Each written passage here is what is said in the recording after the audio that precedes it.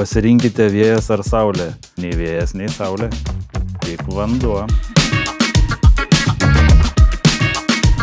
Susirinkome pasikalbėti apie įvairius klausimus. Koks buvo tas vaikas šioje nuotraukoje. Tai čia aš, tokia kokia gal 3-4 metų, buvau labai tokia džiaugsminga, bet nuo pat mažens buvau labai teisuolė. Ten tėtis bandydavo su manimi juokauti, aš tokia būdavau, tėti, meluoti negalima. Taip nereikia daryti. Kas nuo to laiko labiausiai pasikeitė? Bet nelabai kas turbūt. Čia turbūt kokie 6-5 metai man. Dabar jau energetikas, o dar prieš tai buvau arti mokyklos. Galvojau, kur čia toliau į ką įbristi. Mano klausimas pirmiausia, jums kodėl šita nuotrauka? Čia darželis, kiek nežinau, 6-5 metai. Mama pasiuvo suknelę, su kuria jaučiausi labai graži. Pamenu, mano pusbrolis suklydo šokdamas, tai aš jį nutempiau į šoną ir sakiau, traukęs, nes reikia pasirodyti. Kuo norėjai būti užaugęs? Daug dalykų. Norėjau stoti į choreografiją arba norėjau stoti į fiziką. Tai va tokie 2 kraštutinumai, tai nei viena, nei kita netapau. Kuo tu norėjai būti užaugusi? Kai buvau maža, įsivaizdavau, kad būsiu šokėja. Tada įsivaizdavau, kad būsiu matematikos mokytoja. Netapau irgi nei to, nei to.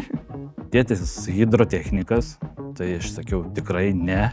Mama miškininkė, irgi sakiau, į tas gyrės ten nesibrausiu. Bet dabar, kai pagalvoju, tai ir tėčio yra hidrotechninis statinys. Ir mama irgi susijus, nes pavasarį per potvinį atplaukia rastai sėliai tie. Turim Hiese bėdos ir su tais rastais. Pataikiau kažkur tai, kad visiems tiktų. Jei turėtumėte neribotus resursus, kokį projektą ar idėją įgyvendintumėte? Aš turbūt pastatyčiau kažkokią mokyklą, mokėčiau labai gerus atlyginimus, kad susirinkčiau labai gerus protus ir vaikai eitų tokie, kurie nebūtinai turėjo kažkokį labai išsilavinusią aplinką. Labai palaikyčiau, jungčiausi į komandą tavo. Būt mokytoja pas manimą? Jo, matematikos. Ir dar galėtum choreografijos irgi įgyvendinti savo prieš tai. Koks buvo jūsų pirmas darbas gyvenime, nebūtinai susijęs su dabartiniu? Tai mano pirmas darbas šiaip buvo po 1 kurso Palangoj kavinėje.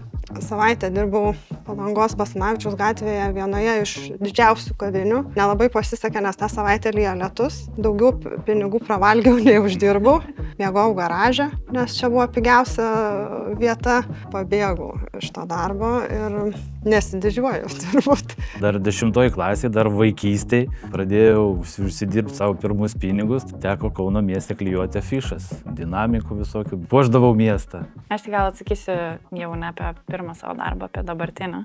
Ar jūsų darbas labiau apie stabilumą, ar apie nuolatinį atradimą ir pokyčius? Tai kadangi dirbu inovacijų komandoje, tai tikrai ne apie stabilumą, apie pokyčius ir nuolatinį ieškojimą, atradimą. Jei jūsų darbas būtų serialas, koks jo pavadinimas? Tai dabar tikrai pasakyčiau, kad 15 minučių. Per 15 minučių gal ir gali sukurti kažkokią tai seriją, bet dabar ir galingumą pareguliuoti, pataikyti galią ir dar su darbuotojais pabendrauti per 15 minučių darbą, tai yra jau visas filmas. Sakyčiau, toks įdomesnis. Tai laikykitės, pasirinkit picą su ananasais ar be? Ne. Jokių ananasų ant picų. Kauno Žalgiris ar Vilniaus Rytas? Dieve.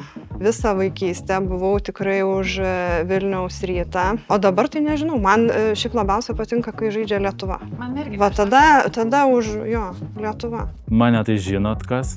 Žalia, balta. Aš tai galvoju, kad jeigu jau sako žmogus Žalgiris, tai jau nebegalima Ryto tam pačiam sakinyt. Ne, aš jeigu jie kartu nežaidžia, tai džiaugiuosi, kad jie laimina. Rinktinė lygiai taip pat irgi. Džiaugiuosi, kad jie laimė, o ten taigi mišinys. Esu verkusi irgi per krepšinį, tai kai neatsakiau, tai ne dėl to. Aš šiaip už Lietuvą.